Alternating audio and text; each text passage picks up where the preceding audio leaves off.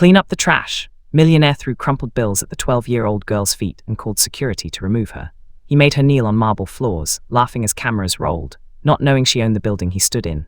Millionaire called 12-year-old girl trash. Didn't know she was his boss. Everyone in the Grand Meridian lobby watched in silence as a powerful CEO publicly humiliated a young girl in worn clothes at his exclusive charity gala. Phones came out. Whispers followed, but what no one realized was this. The man destroying her dignity was actually destroying his empire live. And by the end of the night, the truth would shock the entire world. Zara Davison woke to silence, not the peaceful kind. The heavy kind that pressed against your chest and reminded you that everyone you loved was gone. Sunlight streamed through floor-to-ceiling windows, painting gold across the empty bedroom. 12 years old, and she slept in a room bigger than most people's homes. 30 acres of manicured lawns stretched below, dotted with ancient oak trees her father used to say were older than the country itself. She used to love this view. Now it felt like a beautiful cage. Her hand reached automatically for the photo on the nightstand, the same ritual every morning since the crash. Mom and Dad smiled back at her from a beach in Cape Verde, 3 months before the plane went down. Dad's arm around Mom's shoulders. Everyone laughing at something Zara's little brother had said. 4 people in that photo. Only one left now. Zara pressed the frame to her chest and let herself cry for exactly 2 minutes. Not because she wanted to stop, but because if she didn't set a limit, she'd never leave this bed. The estate was too quiet. No footsteps in the hallway, no coffee brewing downstairs, no Dad's terrible singing from the shower or Mom's laughter telling him to stop. Just echoes now. She dressed slowly in her school uniform, navy blazer, white shirt, pleated skirt. Her reflection in the mirror looked small, a child playing dress-up in her parents' world. The Davison empire sprawled across West Africa. Real estate, shipping, telecommunications, billions of dollars, and somehow impossibly it was hers now. Downstairs, the kitchen felt cavernous. 20-foot ceilings designed for dinner parties her parents used to host. Marble countertops where Mom would sit every morning with her coffee and tablet, running the world before most people woke up.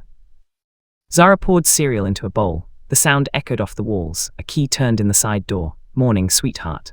Amara Okafor entered, a warm presence in a tailored pantsuit, her silver-streaked hair pulled into a neat bun. Her parents' oldest friend, corporate attorney who'd practically lived at their house for 15 years. Now she lived in the guest cottage and watched over Zara like a guardian angel who'd forgotten how to sleep. Bad dreams again. Amara asked, though she already knew the answer. Zara nodded. The plane, always the plane. Amara sat beside her, placed a gentle hand on her shoulder. That's normal, baby. Grief doesn't ask permission. Doorbell rang. Zara's stomach tightened. Adult conversations, lawyers, paperwork, decisions a 12-year-old shouldn't have to make. Mr. Ademi arrived with his briefcase, her family's attorney since before she was born. 62, impeccably dressed, carrying the weight of secrets Zara wasn't sure she wanted to know. "We need to talk," he said quietly.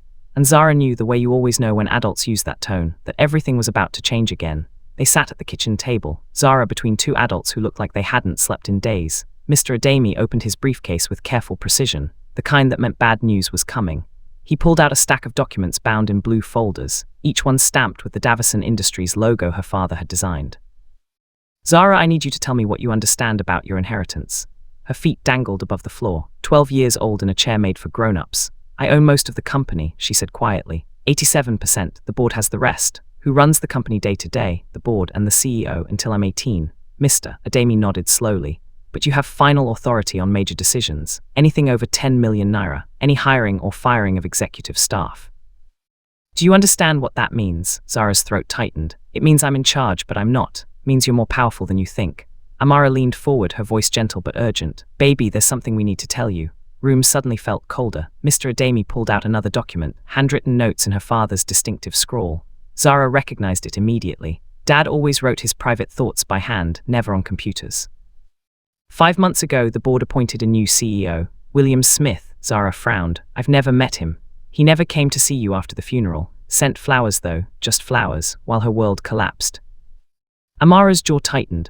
"Zara, your father was planning to fire him." The words hung in the air like smoke. "What?" Mr. Ademi slid the handwritten notes across the table. "I found these in your father's private safe. Financial irregularities, money moving through shell companies. Your father had been building a case for months. Then the plane crashed." Amara finished quietly. Zara stared at her father's handwriting. The last words he'd ever write about the company he built. Smith, offshore accounts. Cayman.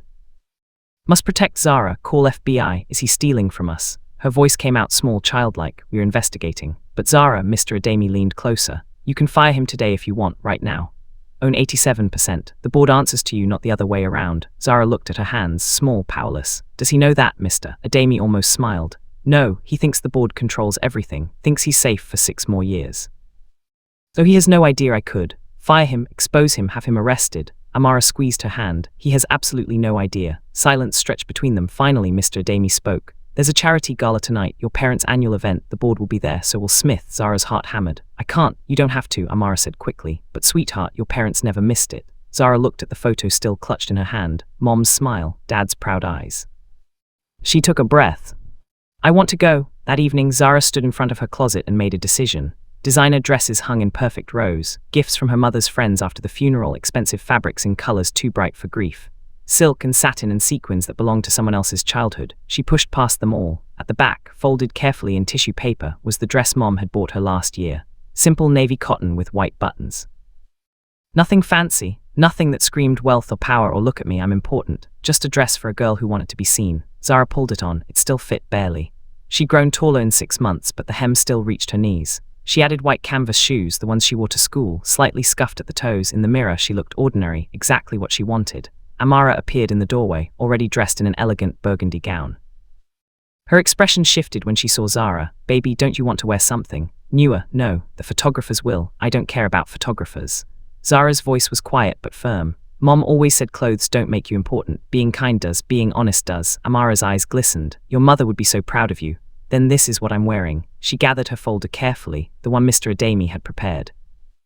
Inside were copies of everything: death certificates, stock ownership papers, legal guardianship documents. Proof that she wasn't just some kid crashing a party, proof that she belonged. The limousine arrived at 6:30, long and black and ridiculously expensive. Zara climbed in, Amara on one side, Mr. Adami on the other. The folder sat on her lap like a shield. You okay? Amara asked, scared. That means you understand what's coming. Through tinted windows, Zara watched the city blur past. Lagos transformed from residential neighborhoods to glittering high-rises. Somewhere out there, William Smith was getting ready, expensive tuxedo, designer watch, probably admiring himself in a mirror. He had no idea what was coming. Neither did Zara, really. But she knew one thing: her father had built this company with integrity. He treated people with dignity, no matter who they were or where they came from. And if William Smith had forgotten that, if he thought he could steal from an orphaned child and get away with it, well. He was about to learn that powerless and invisible weren't the same thing. The car pulled onto the highway toward Victoria Island, toward the Grand Meridian Hotel, toward a confrontation that would change everything. Zara pressed her folder tight against her chest. In her simple dress and old shoes, she looked like nobody special. That was the point. Because the people who underestimate you never see you coming. And William Smith was about to find that out the hard way. The limousine pulled up to the Grand Meridian Hotel at 7 o'clock sharp. Valets rushed forward. Red carpet stretched from curb to entrance like a river of blood. Photographers lined both sides, flashes popping like gunfire. Zara watched through tinted windows, her stomach twisting into knots. Ready? Amara asked. No. Answer. Mr. Adami smiled gently. Honesty is important. Door opened. Cool evening air rushed in, carrying the scent of expensive perfume and ambition. Zara stepped out, navy dress, white canvas shoes. Folder clutched tight against her chest. The photographers ignored her completely. Just a child, nobody important. She walked between Amara and Mr. Adami, 3 people invisible to the glamorous crowd. Inside, the lobby stole her breath. Marble floors polished to mirrors. Crystal chandeliers the size of small cars. Gold trim everywhere, gleaming like teeth. Rich people filled every corner. Designer gowns worth more than cars. Tuxedos that cost what most families spent on rent. Diamonds catching light like trapped stars. Zara felt small. 12 years old in a room full of giants. The registration table stood near the elevators. A woman in her 30s sat behind it, perfectly made up, blonde hair swept into an elegant twist. Name, please, she asked without looking up. Zara Davison. The woman's pen stopped. She looked up, confusion crossing her polished features. I'm sorry, sweetheart, I don't see any children on the guest list. I'm not a guest, Zara said quietly. I'm Jennifer, is there a problem? The voice came from behind, deep, confident, entitled. Zara turned. William Smith stood 10 feet away. 52 years old, tall, imposing in a tuxedo that probably cost more than most people earned in a month. His watch caught the light, gold, expensive, the kind that screamed success. Silver touched his temples, giving him a distinguished look. Handsome in the way powerful men often are, not because of their features, but because of what they own. His wife stood beside him, dripping in diamonds. 5 other men clustered around Williams, all wealthy, all smiling like sharks who just spotted blood in the water. Williams walked closer, drink in hand. Scotch, probably older than Zara, his eyes swept over her, dismissed her in half a second. Did someone's help bring their kid to work? He said it loud enough for people to hear, loud enough to get laughs. His friends chuckled on cue. Sir, I'm Zara Davison. You're lost, sweetheart. Williams smiled, but it didn't reach his eyes. This is an exclusive event, for adults, for people who matter. He turned to Jennifer. Call security. We can't have random children wandering around. Zara's hands shook. Please, if you just look at I don't need to look at anything. Williams's voice hardened. Except you leaving. Now. Williams reached for Zara's folder. She pulled it back instinctively, clutching it tighter. Please, these are important. He grabbed it anyway, ripped it from her hands with casual violence. Let's see what little scam you're running. Zara lunged forward. Those are my parents. Williams threw the folder hard. It hit the marble floor and exploded. Papers flew everywhere like wounded birds. Death certificates, stock ownership documents, photos of her parents smiling at a company event. Her mother's face stared up from the polished floor. Please, Zara dropped to her knees, started gathering papers with shaking hands. Please, those are all I have. Williams pulled out his wallet, thick with cash because men like him always carried cash, a reminder of power, of who mattered and who didn't. He counted out bills slowly, deliberately.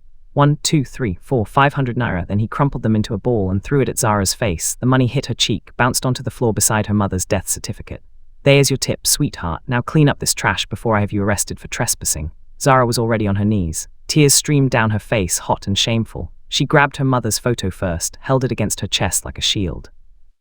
Look at this. Williams turned to his growing audience. 20 people watching now, phones coming out. Already where she belongs, on the floor with the garbage. Someone laughed, then another. Soon half the crowd was chuckling, recording, sharing entertainment for the wealthy. Williams's wife stepped closer, heels clicking on marble. Darling, should we call child services? She's clearly disturbed.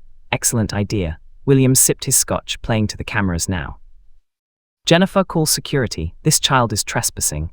Mr. Smith, are you sure? She did say her name was. I don't care what she said. Williams's voice boomed through the lobby. I'm the CEO of Davison Industries. I think I'd know if the owner showed up. Zara looked up at him through tears. I am the owner. My parents. Your parents what? Left you billions? Williams's voice dripped mockery. Sure they did, princess, and I'm the president of Nigeria. His friends roared with laughter. One pulled out his phone, started live streaming.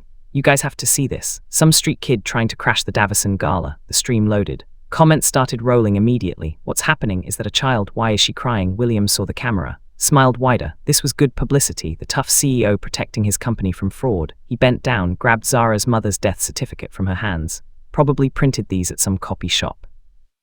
Those are real, Zara whispered. My parents died 6 months ago. Williams crumpled the certificate, threw it back at her. Honey, if you were really their daughter, you wouldn't be crawling on the floor like a dog. Security guards approached, 2 large men in dark suits, uncomfortable expressions on their faces. Mr. Smith, do you want us to remove the child? Immediately. Williams handed his empty glass to Zara. Here, make yourself useful. Take this to the bar.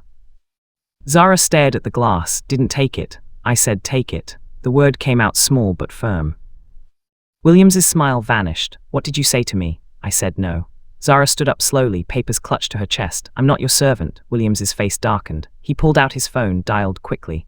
Yes, this is William Smith, CEO of Davison Industries. I'm at the Grand Meridian Hotel. We have a trespasser, a child approximately 12 years old, claiming to own my company, clearly disturbed or coached by someone. He paused, listened. Thank you, we'll wait.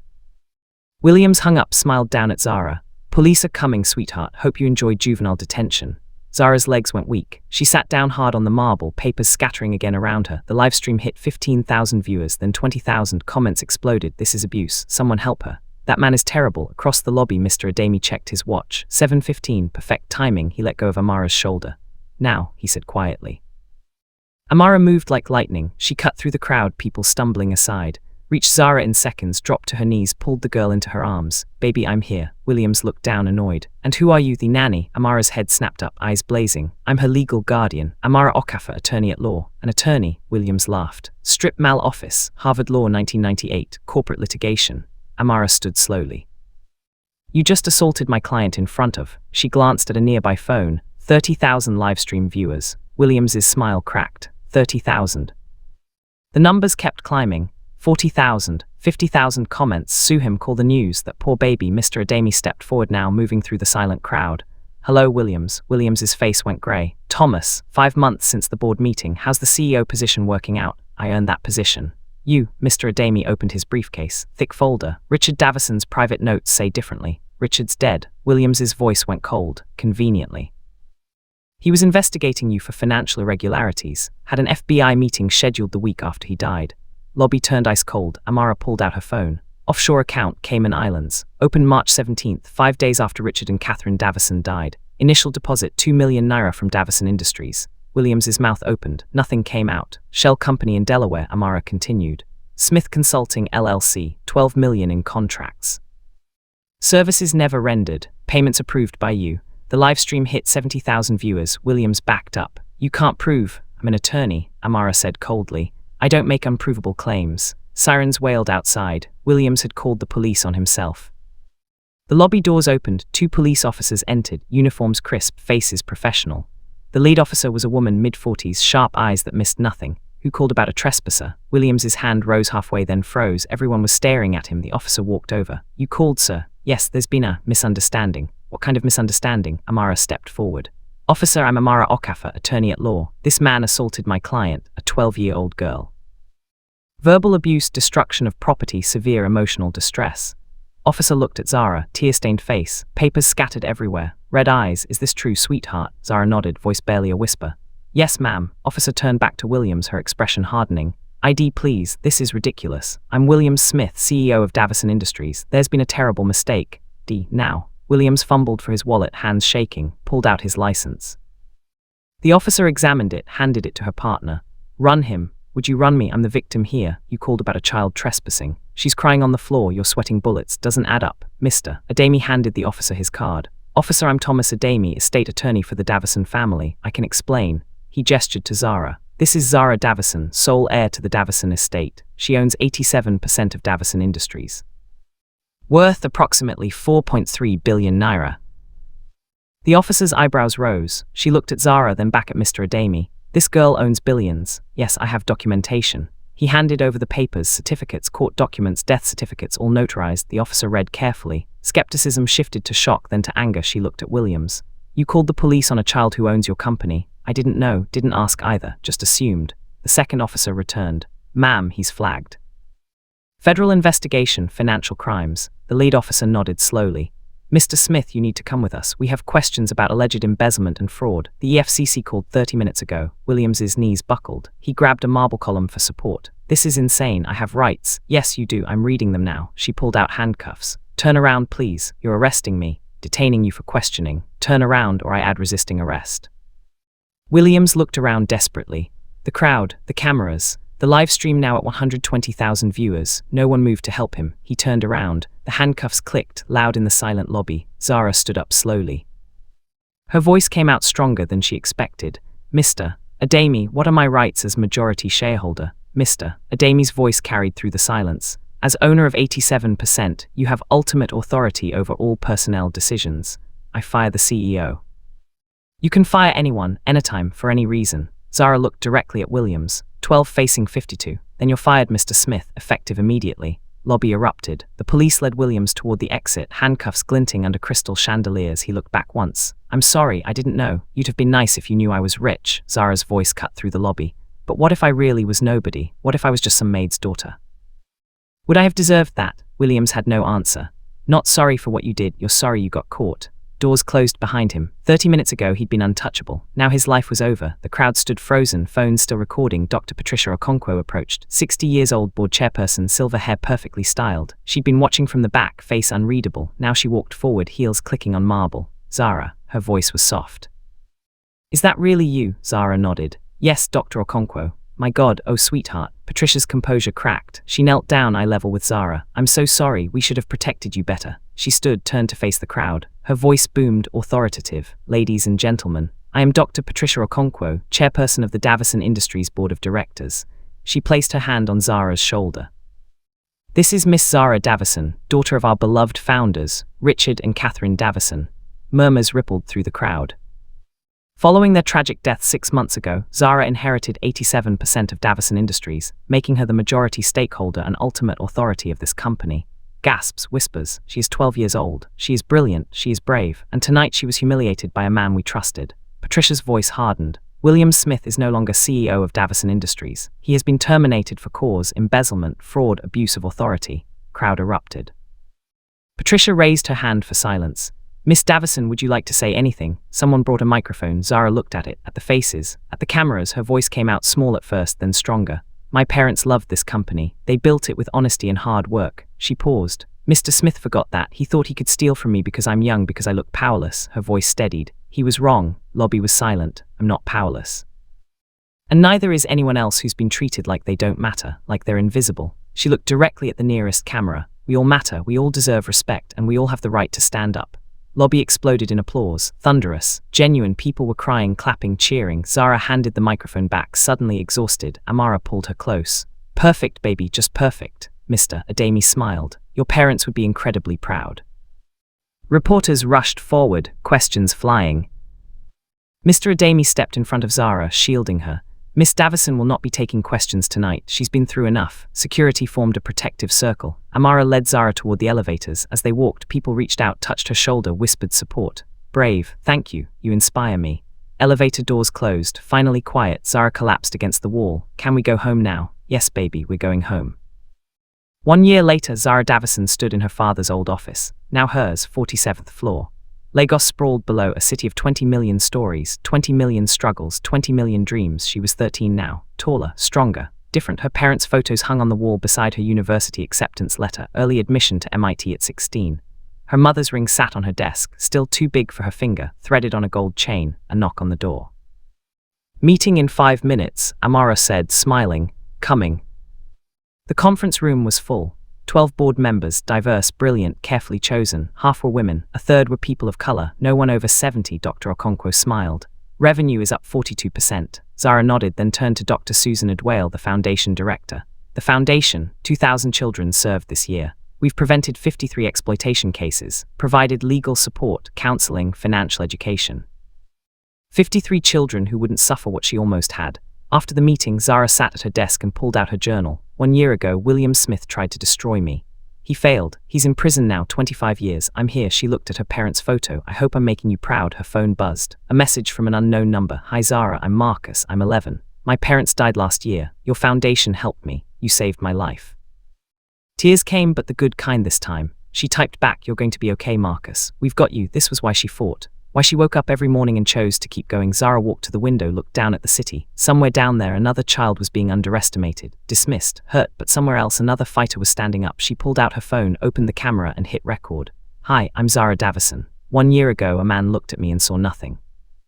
She stared into the lens. He was wrong. Her voice strengthened. If you're a kid who's been told you don't matter, that you're too young, too small, too different, listen. You have power right now, not someday, now. She paused. Your voice matters. Your truth matters. You matter. Another pause. If you're an adult watching and you see a child being disrespected, dismissed, hurt, do something. Not tomorrow. Right now. Don't just watch. Don't just record. Intervene. Protect. Stand up. Her eyes were fierce now. That child might not have lawyers like I did. Might not have money. Might not have anyone. Be there someone. She held up her foundation card. If you need help, the Richard and Catherine Davison Foundation is here. Link below. Final pause. Everyone deserves dignity. Everyone deserves respect, especially the ones who seem powerless because they're not. They just haven't found their power yet. Small smile. William Smith thought he destroyed me. Instead, he created me. He wanted to prove I was nothing. He proved I was everything. She ended the video, caption, 1 year later. Still standing, still fighting, never underestimate, everyone matters, stand up, posted. Amara appeared at the door. Ready to go home? Yeah. Zara grabbed her bag. What's for dinner? Jollof rice. Perfect. They rode the elevator down, walked to the car.